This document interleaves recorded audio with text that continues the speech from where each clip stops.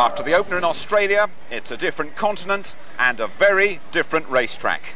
The boys are in Sao Paulo, Brazil, counting down to the qualifying hour. Hello there, good afternoon to you from Interlagos, where McLaren are trying to get out of the red this weekend. Their world champion Mika Häkkinen has been on pole and on top of the podium for the last 2 years. But the Ferraris of Michael Schumacher and local hero Rubens Barrichello got off to an absolute flyer in Oz. Go in Australia, lovely start by Mika Häkkinen. David Coulthard's going well. Schumacher is third, and coming up very well is Heinz Harald Frentzen in the yellow Jordan. He's passed Rubens Barrichello. Johnny Herbert, who's had an appalling weekend, is already out of the race, and Johnny, well, what's he got to do? Well, a bad opening Grand Prix for Jaguar, with Johnny Herbert and Eddie Irvine both out.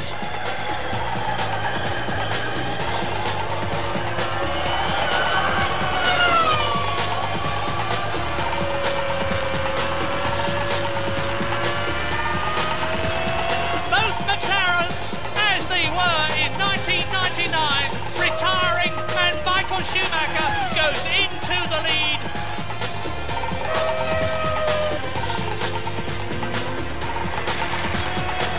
Look, they've got a refuelling problem. Look, the refueler's not gone on yet. Disastrous stop for the Jordan team. Hear this! Jenson Button is in fourth position. Incredible! As out of the race goes Jenson Button. I have to say, a very impressive debut.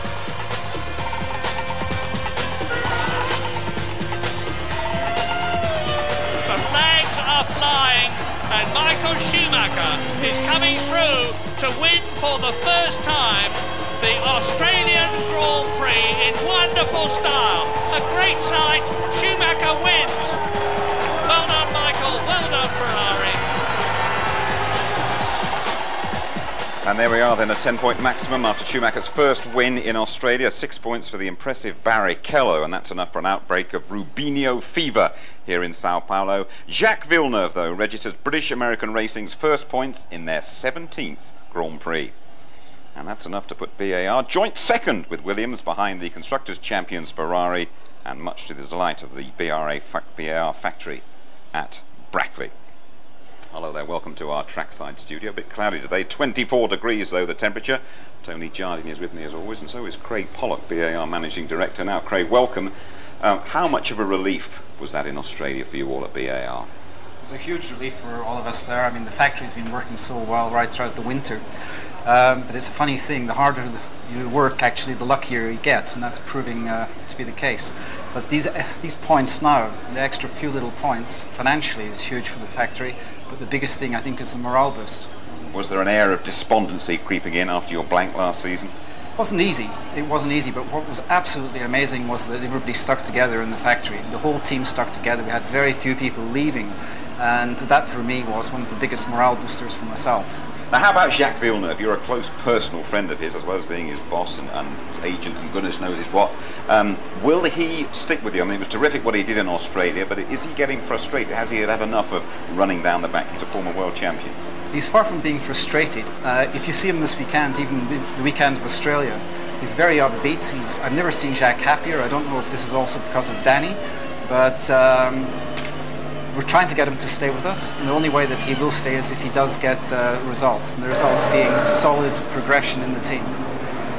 You have a new engine, you have a Honda this time around. How much difference does that make to you? It's been big. It's a works Honda deal. The Honda people are in the factory working with us, They're not just supplying engines, they're giving us technical assistance and any assistance in other areas that they can think of. It's a big, big difference. I mean, it's a morale booster as well.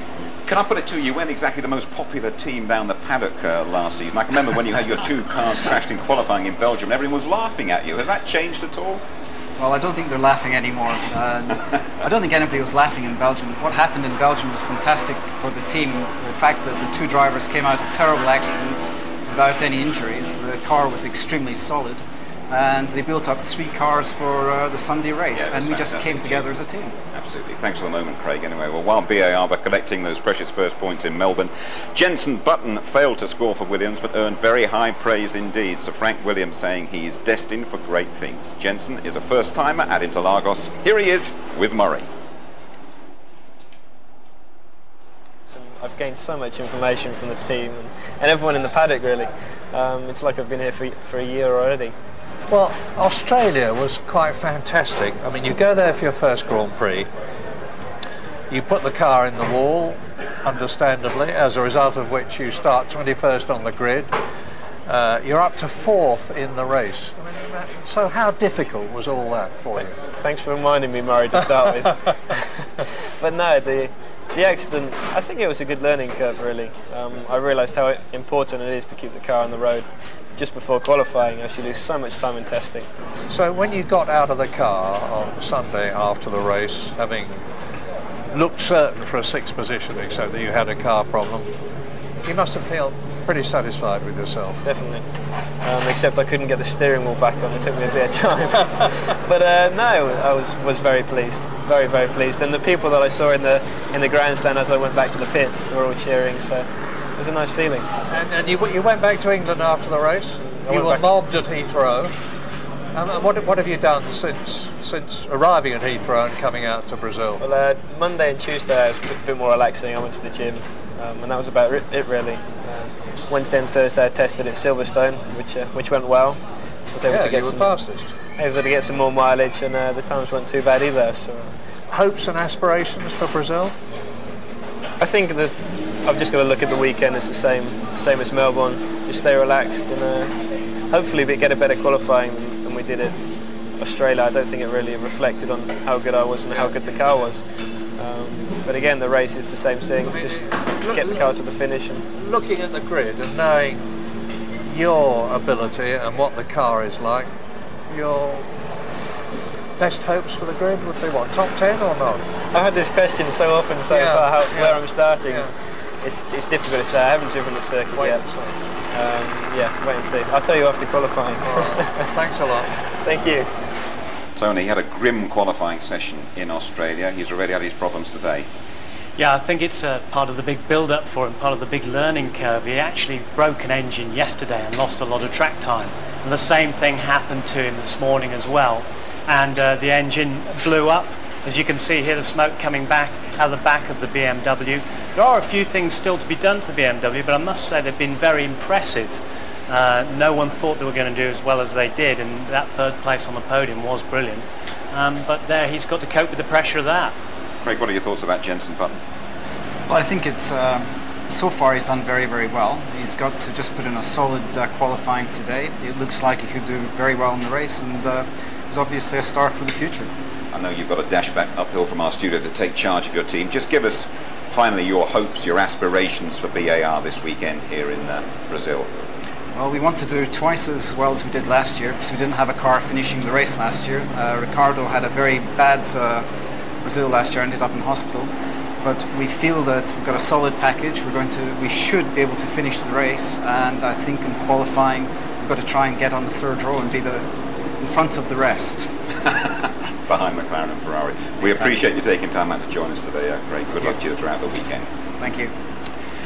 Well, Interlagos poses all sorts of problems. There's an uphill start. There's the altitude as well. It's 2,000 feet up here. The drivers also go around anti-clockwise. That's the wrong way around. It puts all sort of pressure on the drivers' necks. The surface is a bit bumpy, although it's been resurfaced. Let's have a word with a man who has local knowledge. It's Pedro Diniz. Okay, Pedro, thanks for joining us. Here we are in your hometown, home city, I should say.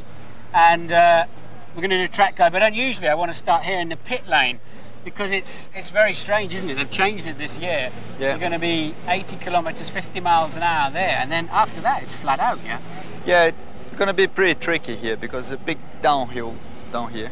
Yeah. And it's very tight, that road there. The last year we're doing there in 120 because the pit limit was down there.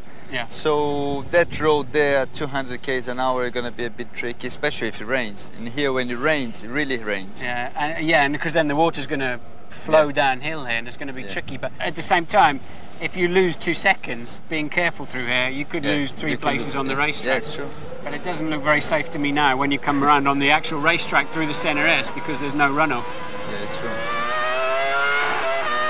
We're talking really about this new surface that's all the way around the circuit, and it looks like it's much grippier, doesn't it? And much smoother than before, ever. Yeah, what they told me, they said they use the same kind of tarmac that they use in Silverstone. Yeah. There's a lot of grip on Silverstone. Yeah. So I think that probably the track going to be much quicker. So Pedro, Ferradura is where we're at. It's a corner I always used to find really difficult because the car goes very light on the end. It's a long corner with a double apex. What do you think of it? Well, it used to be a very difficult corner, but now, Martin, I think there is much more flow to the corner. I think they changed a little bit, and there is not so much of uphill anymore. Yeah. It's like a big flow on the corner, but it's a very nice corner. So a big crowd here for the Brazilian drivers. Of course, Pedro, do you feel the pressure, or do you think Rubens can take all the pressure? Well, it's even more pressure for me because much more people coming around and much more journalists around, so it's even more pressure for me. So, mergulho, what does that mean?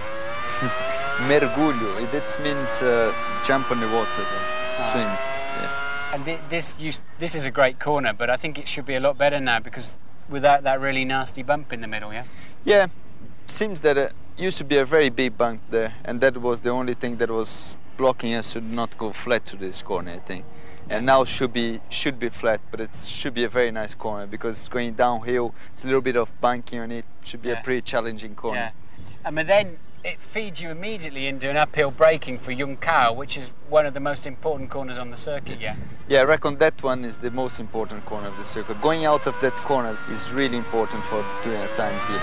Also because we have 700 meters here on this circuit, so the engine has 15% less power. So going uphill there really quick is really important. I'll tell you what, they've been going really quick this year. The front runners around 2 seconds quicker than 99. Okay, let's have a word with another Brazilian. It's Rubens Barrichello. Rubens born, in fact, just outside the circuit here at Interlagos and driving the best car of his career. That Ferrari, the Ferrari that gives Rubens Barrichello a genuine chance of winning his home Grand Prix for the very first time. Louise Goodman reporting.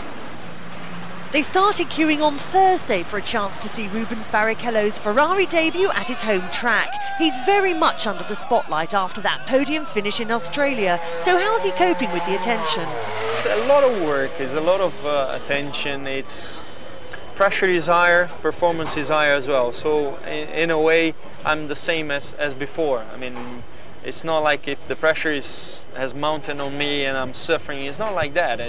I'm doing quite well with that. For me, it's everything when I put first gear and I go out of the pits and I can see them waving, I can see them shouting. It's a fantastic feeling. But I can tell you that my private time is actually becoming a little bit tougher. Even at a highbrow cocktail reception, there was no escaping the clamour. There was a time when it would have unsettled Rubens, but now he seems to be taking it in his stride. It's just the weekend of the race. I mean, for sure, if I have a chance of winning here, probably things are going to be more difficult and so on. But I've asked to be on the top, and if that's the price for me to pay to be at the top, that's fine. Is it very different, the response to you here as a Ferrari driver compared to the response to you as a Stewart driver? With the Brazilian driving for Ferrari, then the thing is huge. It's the first ever Brazilian to drive for an official Brazilian team, and the follow is really, I mean, people are really behind, and they won the victory. But what I'm telling them is that I want it too. So don't make the pressure to me, I make the pressure to you. It's something that I mean, we are together on this. I mean, what is my secret in Brazil is the public. I mean, it used to work against me, now it works with me. It's behind me. You say yourself, you always have a little something up your sleeve for this track, particularly in qualifying. I mean, you've had some of your best ever qualifying performances here. Saturday afternoon, do you reckon you can do it? Can you beat Michael and take the pole? Well, it is a challenge. I love to be in a challenge. It's something that, I mean, people are definitely saying, oh, it doesn't have this strength to be racing alongside Michael. But I promise you that the reason why I signed for Ferrari was because of the car being competitive. But having Michael is the best comparison I can have. So I'm gonna try, and for sure it's something that I can do in qualifying. I'll be happy to put this car on the front row, and I hope we can. It's incredible, the attention focused on Ferrari and on Rubens Barrichello in particular, Tony. For once, Michael Schumacher not the main man. No, he's not at all. I mean, there isn't a seat to be had. They've put up extra grandstands here. There's been queues outside the circuit. But Rubens says he's soaking up the pressure, no problem, because he knows that he's got a competitive car for a change. Just one finish in 7, I think it is, here in Brazil. That was fourth quite a few years ago. Can he handle this enormous pressure that's thrust upon him? Yeah, I mean, it's 113 races, the longest of any driver in the current field without a win, but he's finally in competitive machinery for the very first time. He couldn't handle the pressure here in '95, the year after Senna died. Senna was his mentor and his hero, and he said he cracked up over that.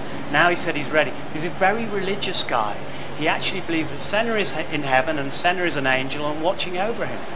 We'll see how he goes in practice. He's hunting for that pole position in qualifying, I should say. Well, now the start of a brand new Martin Brundle series following on the success of his driving school last year. The Formula One rule book is thick and complicated. Martin's been searching through one or two of the technical regulations for you. Here he goes then with his inside track. Often during qualifying, I'll say the car's gone into the scrutineering bay to be weighed. But prior to the race, they also come in here for very strict measuring. I've got the regulation book in front of me, and I'm going to go through that in the next few races so you can understand how the cars perform and why they look the way they do. This week I want to talk about bodywork deflection. Here is the front wing test.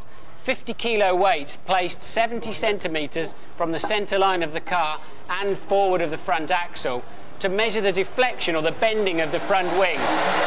If it moves down more than 5 millimetres, it's illegal. It's giving the car a performance advantage. It's getting more downforce running closer to the road. All cars are checked in this way. The rear wing is checked too. Using this device, it's put over the rear wing itself and then pulled back with 100 kilos of force. And if the wing bends more than 1 degree, again, the car is illegal. Now that's a performance and a safety thing. Imagine at 200 miles an hour, if the wing is coming back and moving out of the airstream, there's less drag, the car goes faster. Plus we have of course seen in the past the rear wings falling off of the cars at high speed, which is incredibly dangerous. But it's not just the front and rear wings they look at. There's a catch-all clause. Let me read it to you. 3.15. The FIA reserves the right to introduce load deflection tests on any part of the bodywork which appears to be or is suspected of moving whilst the car is in motion. For example, these side pods they may well have a look at if they think they're drooping down and giving some kind of aerodynamic advantage as the car's moving along. Well, that's our first look at the regulations. More next time. Yeah, and next time Martin will check out the rules governing on-board cameras. Now let's check in with Louise Goodman for the latest news. She's been keeping her eye on the morning practice sessions and that ongoing spat between Ferrari and McLaren. Ron Dennis was highly critical of Ferrari's tactics in Melbourne, claiming Rubens Barrichello was made a sacrificial lamb when the team switched him to a two-stop strategy. Michael Schumacher hit back this weekend, labelling the McLaren team boss a bad loser. He's right. Show me a good loser and I'll show you a loser. Simple as that. Both McLarens retired from the Australian race with identical engine failures. Mercedes have now traced the problem to a rogue batch of filters in the pneumatic valve system and are confident there'll be no repeats in Interlagos. And Arrows have identified the cause of their suspension failures. The cars have been modified for Brazil, but there's been no time to test the new parts, so the team have fitted extra sensors to the suspension as a precaution. Jaguar's race lasted just 6 laps, and there have been persistent engine problems since the car was launched, but they finally found out why. Well, in large, it's been an engine oil circulation problem with not what it would appear to be not enough oil returning to the bottom of the engine and to the oil tank. So in fact it's been staying within the engine. A modified system will be ready for Imola, but for now the short-term fix seems to be working. At the moment we haven't actually had any engine problems at all. I think I lost fuel pressure on the last run this morning. Yesterday I had a different problem inside the gearbox. So the engine, both of us haven't had any problems. So it looks as if that front we're on the right track. Paul Mika Salo was off the track and in spectacular fashion in this morning's practice after his rear wing failed. It's been a frantic couple of hours in the Sauber garage as the team get ready for qualifying. Qualifying due off in just about 5 minutes' time. A rear wing problem then for Salo. That's what Martin was talking about a few minutes ago. These boys at Jardine will be looking for an improved weekend. Nil point for them in Melbourne. Let's have a word with Jarno Trulli, 5th in the second practice session this morning, and he's been talking to James Allen. Well, Jim, it's incredibly interesting here. The tyre choice is going to be very, very critical this afternoon. The teams have been trying back-to-back both different types of tyres, trying to find out which is the best way to go. Jarno, I think you guys are looking as though you're going to use the soft this afternoon, but it is very difficult today. No, to be honest, our car is good, well balanced. We don't have a problem on the tyre wear, so we are quite confident on our tyre choice. Do you make your decision from the point of view of qualifying, or are you thinking more about the race tomorrow as well? Well, we thought about race and qualifying because we have been working from yesterday. So we are quite confident in both configuration. We think that we are very close to the tops, and so I'm just very happy at the moment. Yeah, the car looks good. You look quick around here. Yeah, not bad. I think still something to come, but getting better and getting closer to the best. Good luck. Thank you. Ran over 150 laps in testing at Silverstone, trying a lot of aerodynamic tweaks, and he said he really thinks it's working here at Interlagos, so truly could be in good shape. Thank you, Tony. Stand by then for the qualifying hour at Interlagos. Those Jaguars will be looking for a huge improvement. Jenson Button, he won't want to finish on the back row again. 15 years it is since Ferrari have been on pole here. The McLarens of Hakkinen and Coulthard have really been the class act recently. We will be right back.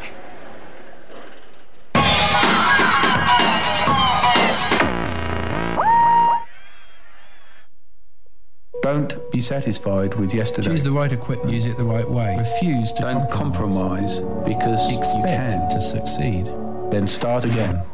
Don't be satisfied with yesterday. Choose the right equipment, use it the right way. Refuse to compromise because expect to succeed.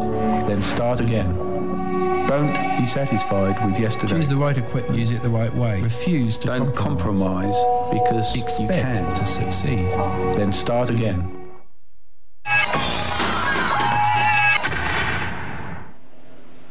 Welcome back to Sao Paulo.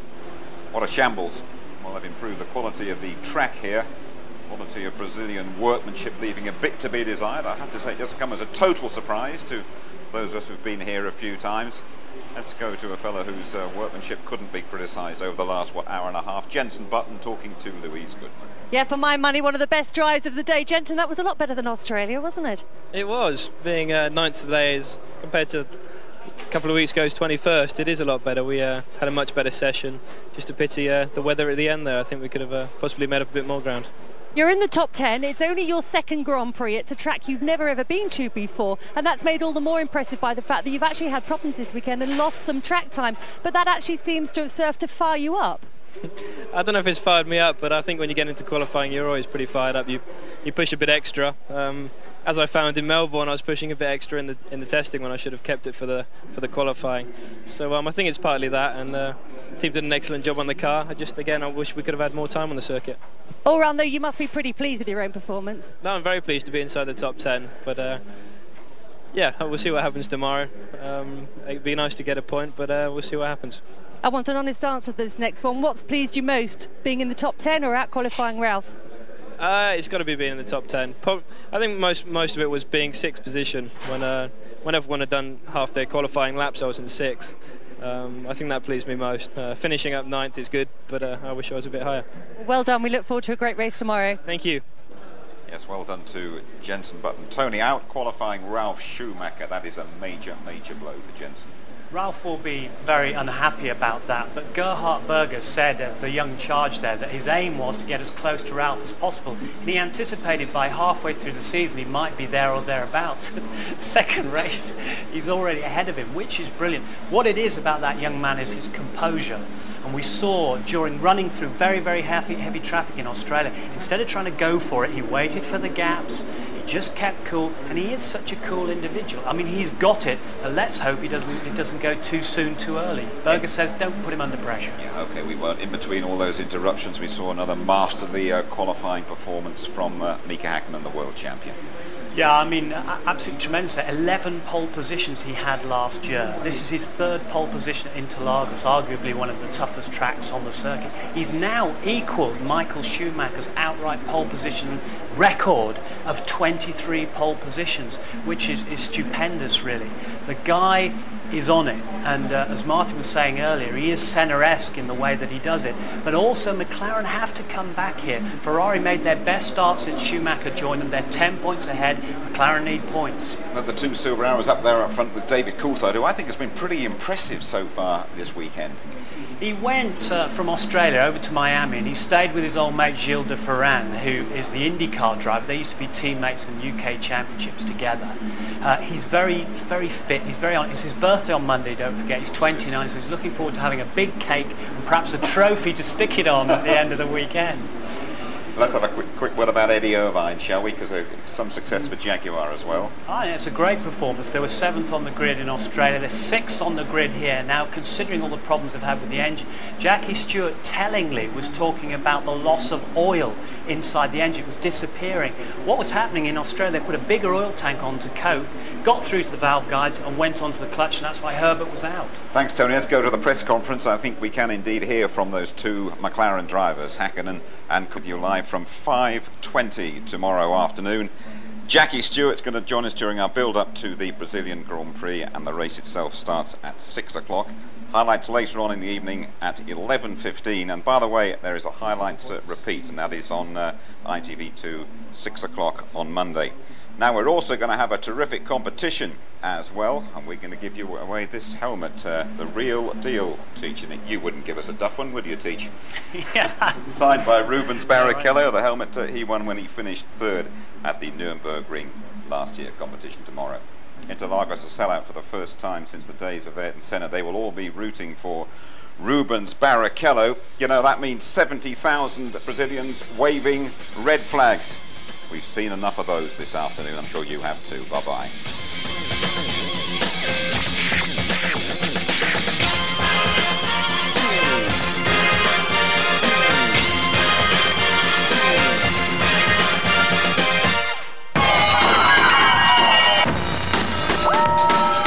F1 on ITV in association with Texaco.